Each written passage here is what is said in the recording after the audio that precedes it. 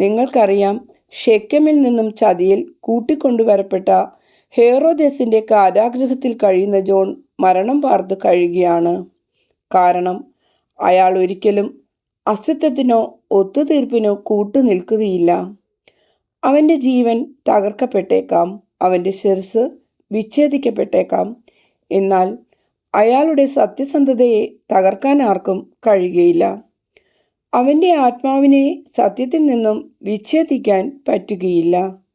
സത്യത്തെ അതിൻ്റെ ദൈവികവും സ്വഭാവീതിതവും ധാർമ്മികവുമായ തലങ്ങളിൽ അവൻ വിശ്വസ്തയോടെ സേവിച്ചു. അതുപോലെ ക്രിസ്തുവിനെയും ഇരട്ടിയോ 10 ഇരട്ടിയോ ക്രൂരതയോടെ പീഡിപ്പിക്കുന്നുണ്ട്. കാരണം ക്രിസ്തു അത് നിയമാനുസൃതമല്ല എന്നു മാത്രം ഹേറോദസിനോട് പറയുകയല്ല ചെയ്യുന്നത്. ഇടിനാദം പോലെ അത് അവൻ മുഖം നോക്കാതെ ഒരു വിഭാഗത്തെയും ഒഴിവാക്കാതെ പാപം എവിടെയെല്ലാം കാണുന്നുണ്ടോ അവിടെയെല്ലാം പറയുന്നു.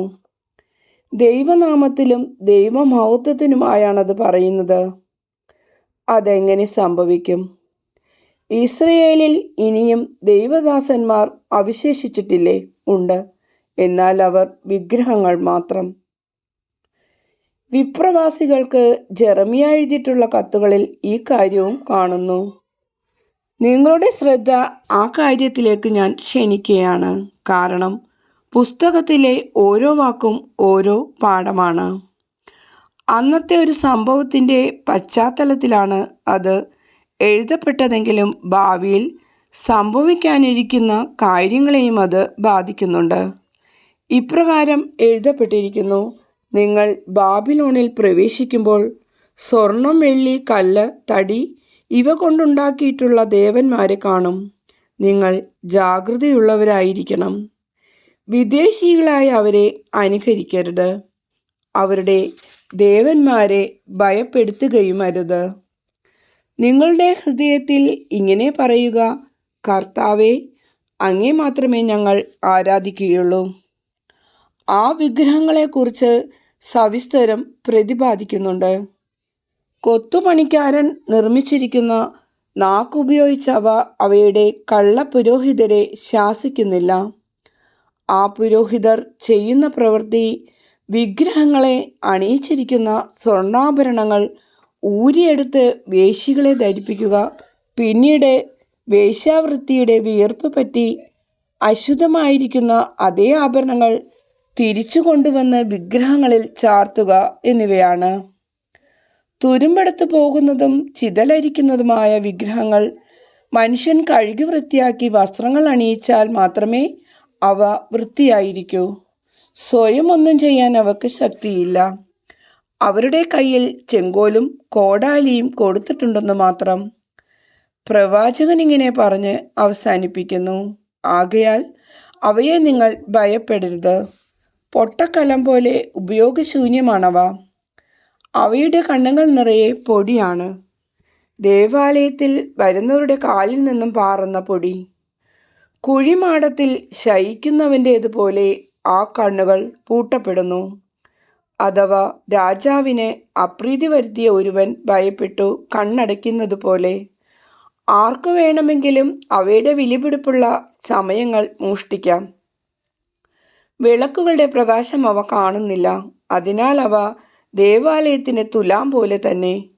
വിളക്കിൻ്റെ പുകയേറ്റവ കറുത്തു പോകുമെന്ന് മാത്രം.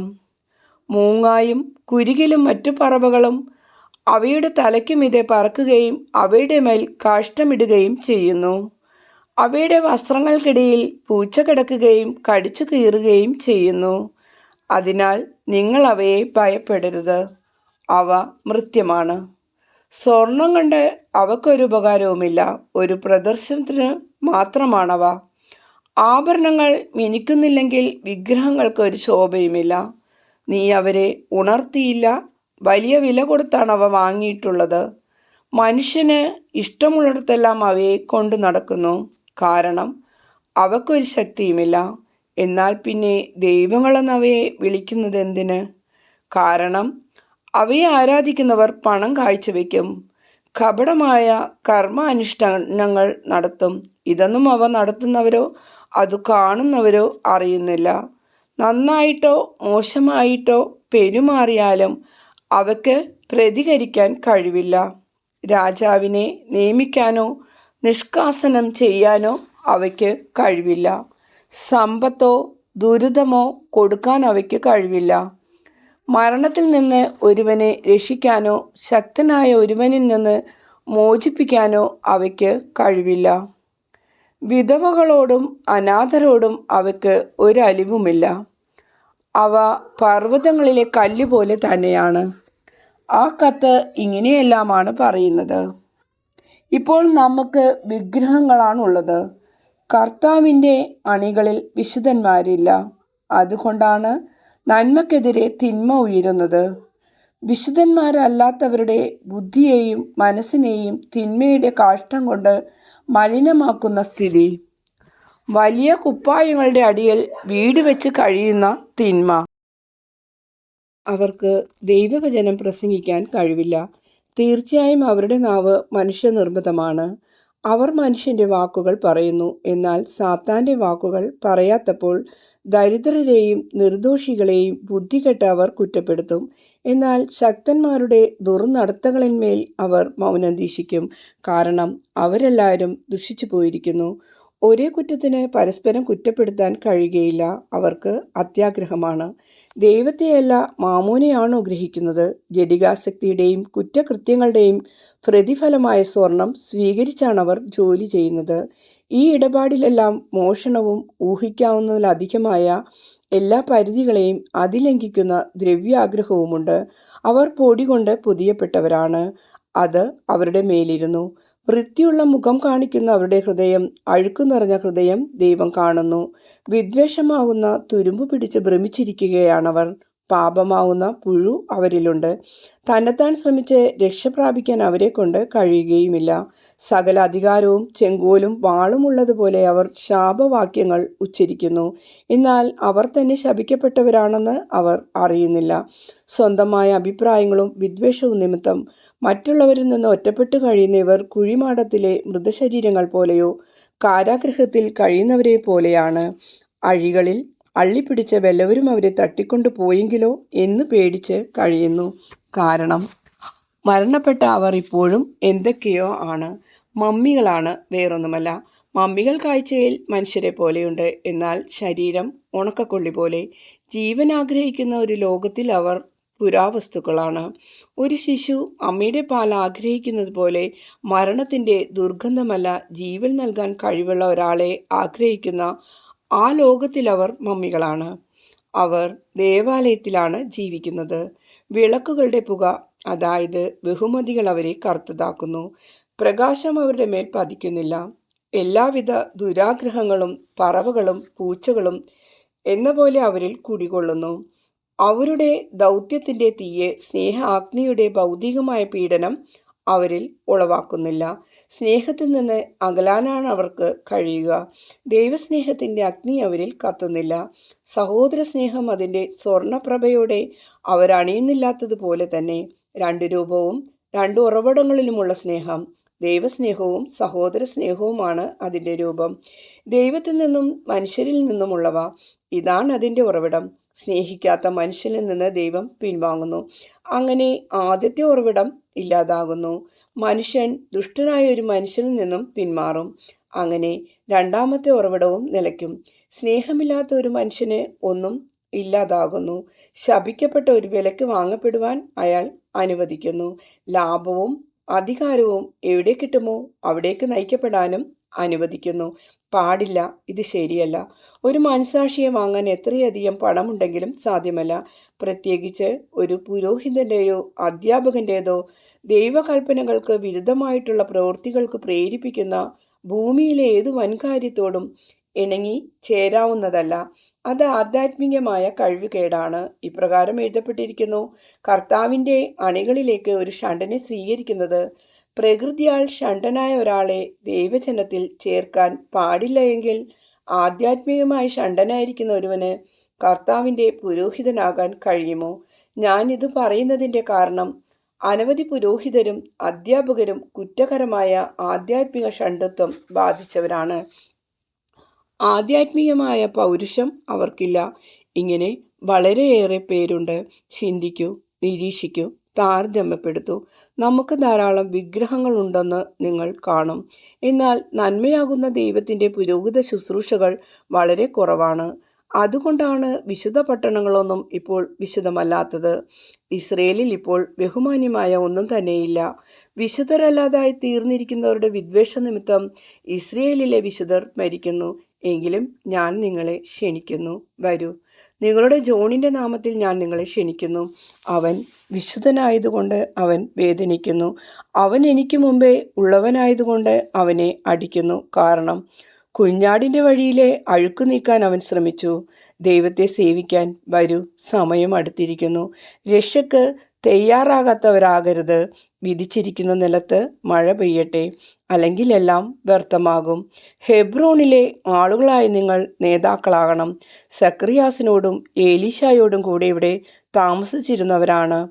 സ്വർഗത്തിൽ നിന്ന് വന്ന ജോണിനെ സ്വീകരിക്കാൻ അർഹരായ ദമ്പതികളായിരുന്നു അവർ.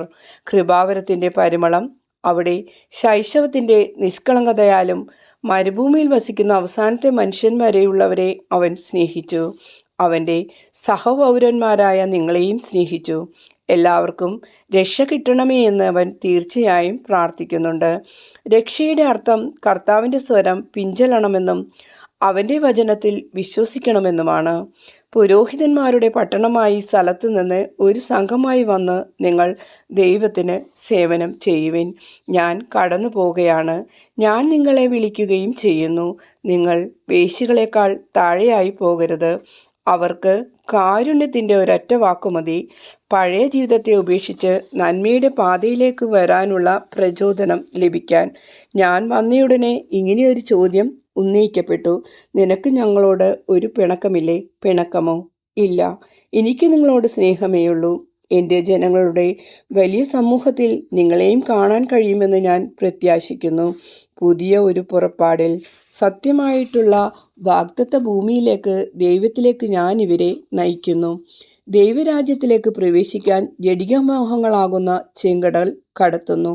പാപത്തിൻ്റെ മരുഭൂമിയെ പിന്നിടുന്നു. എല്ലാ തരത്തിലുമുള്ള അടിമത്തത്തിൽ നിന്നും സ്വതന്ത്രരാക്കുന്നു. ആനന്ദവും സമാധാനവും മുറ്റുനിൽക്കുന്ന കവിഞ്ഞൊഴുകുന്ന നിത്യമായ ദേശത്തേക്ക് അവരെ നയിക്കുന്നു. വരൂ, ഇത് കടന്നു പോകുന്ന സ്നേഹമാണ്. ഇഷ്ടമുള്ള എല്ലാവർക്കും അവനെ അനുഗമിക്കാം. കാരണം സന്മനസ്സുള്ള എല്ലാവരെയും അവൻ സ്വീകരിക്കും. വേറൊരു വ്യവസ്ഥയും അവൻ ആവശ്യപ്പെടുകയില്ല. ഈശോ പ്രസംഗം അവസാനിപ്പിച്ചു. അത്ഭുതസ്തംഭരായ ജനങ്ങൾ പൂർണ്ണ മൗനം പാലിക്കുന്നു. പലരും ഈ വാക്കുകളുടെ പൊരുൾ ചിന്തിക്കുകയും പരിശോധിച്ച് താരതമ്യപ്പെടുത്തി ഒരു നിഗമനത്തിലെത്താൻ ശ്രമിക്കുകയും ചെയ്യുന്നത് പോലെ തോന്നുന്നു. ഈ സമയം അന്തരീക്ഷത്തിൽ നല്ല ചൂടുണ്ട്. ക്ഷീണിതനായ ഈശോ ജോണിൻ്റെയും യൂദാസിൻ്റെയും കൂടെ ഇരുന്ന് സംസാരിക്കുകയാണ്. അപ്പോൾ തോട്ടത്തിനപ്പുറത്തു നിന്ന് ഒരു വലിയ ശബ്ദം കേൾക്കുന്നു. എന്താണ് ആരവമെന്ന് ആദ്യം വ്യക്തമായില്ല. കുറച്ചു കഴിഞ്ഞപ്പോൾ മിശിഹ അവിടെയുണ്ടോ, അവൻ അവിടെയുണ്ടോ എന്ന് വ്യക്തമായി കേൾക്കാറായി. ഉണ്ടെന്നുള്ള മറുപടി കേട്ടപ്പോൾ രോഗത്താലാകെ വികലാംഗനായി വളഞ്ഞു ചുരുണ്ടുപോയ ഒരു മനുഷ്യനെ അവർ കൊണ്ടുവരുന്നു. ഓ, അതു മാഷാലാണല്ലോ. പക്ഷേ അവനാകെ തീർന്നവനാ. അവനെന്തു പ്രതീക്ഷിക്കാനാണ്? അവൻ്റെ അമ്മയും കൂടെയുണ്ട്. പാവം സ്ത്രീ. ഗുരുവേ, ഇവൻ്റെ ഈ വൈരൂപ്യം കണ്ട് അവളുടെ ഭർത്താവ് അവരെ ഉപേക്ഷിച്ച് പോയിക്കളഞ്ഞു. അവൾ പരസഹായം മൂലമാണ് ജീവിക്കുന്നത്. എന്നാൽ അവൾ വൃദ്ധയായി. ഇനി അധികം നാൾ ഉണ്ടെന്ന് തോന്നുന്നില്ല. അവൻ പ്രകൃതിയുടെ ഒരു പ്രത്യേക വികൃതി തന്നെ ഇപ്പോൾ ഈശോയുടെ മുന്നിലുണ്ട്. അവനാകെ ചുരുണ്ടിരിക്കുന്നതിനാൽ അവൻ്റെ മുഖം കാണാൻ കഴിയുന്നില്ല. അവനെ കണ്ടാൽ ഒരു മനുഷ്യക്കുരങ്ങിൻ്റെ വികൃതമായ രൂപമായി തോന്നിക്കും. മനുഷ്യരൂപം ചേർന്ന ഒരൊട്ടകം പോലെയുമാണവൻ. അവൻ്റെ അമ്മ നിർഭാഗ്യയായ ഒരു പാവം വൃദ്ധസ്ത്രീ. ഒന്നും പറയുന്നില്ല. അവൾ കർത്താവേ, കർത്താവേ, ഞാൻ വിശ്വസിക്കുന്നു എന്നാവർത്തിച്ചുരുവിട്ടുകൊണ്ട് കരയുക മാത്രം ചെയ്യുന്നു. ഈശോ കൈകൾ അവൻ്റെ തോളിൽ വെച്ചുകൊണ്ട്, ഈശോയുടെ അരയ്ക്ക് താഴെ മാത്രമേ അയാൾക്ക് പൊക്കമുള്ളൂ, ഇടിനാദം പോലെയുള്ള ശബ്ദത്തിൽ പറയുന്നു: എഴുന്നേറ്റ് കർത്താവിൻ്റെ വഴിയിൽ നടക്കുവിൻ. ആ മനുഷ്യൻ ഒരു ഞെട്ടലോടെ ചാടി എണീറ്റു. ഏറ്റവും പരിപൂർണനായ ഒരു മനുഷ്യൻ. അവൻ്റെ ചലനങ്ങളെല്ലാം എത്ര വേഗത്തിൽ! അവനെ പിടിച്ചുകെട്ടിയിരിക്കുന്ന സ്പ്രിങ്ങുകളെല്ലാം പെടുന്നനെ പൊട്ടിപ്പോയതുപോലെ. ഇപ്പോൾ ഈശോയുടെ തോൾ വരെ അയാൾക്കുയരമുണ്ട്. അവൻ ഈശോയെ നല്ലവണ്ണം നോക്കുന്നു. അനന്തരം മുട്ടിന്മേൽ വീണ് ഈശോയുടെ പാദങ്ങൾ ചുംബിക്കുന്നു. അവൻ്റെ അമ്മയും ഒപ്പം പാദങ്ങൾ മുത്തുന്നു. ജനക്കൂട്ടത്തിൻ്റെ ബഹളം പറഞ്ഞറിയിക്കാൻ പ്രയാസം. ഈശോ ഹെബ്രോനിൽ താമസിക്കാൻ നിർബന്ധിതനായി. കാരണം ആളുകളെല്ലാം കവാടങ്ങളിലും തടസ്സങ്ങൾ ഉണ്ടാക്കാൻ ശ്രമിക്കുകയായിരുന്നു. ഈശോ പോകരുതെന്ന് അവർക്ക് നിർബന്ധമായി. അങ്ങനെ ഈശോ സിനഗോഗ് തലവൻ്റെ വീട്ടിലേക്ക് പോകുന്നു. കഴിഞ്ഞ വർഷത്തിലേതിൽ നിന്ന് എത്രയോ വ്യത്യാസമുള്ളവനായിരിക്കുന്നു.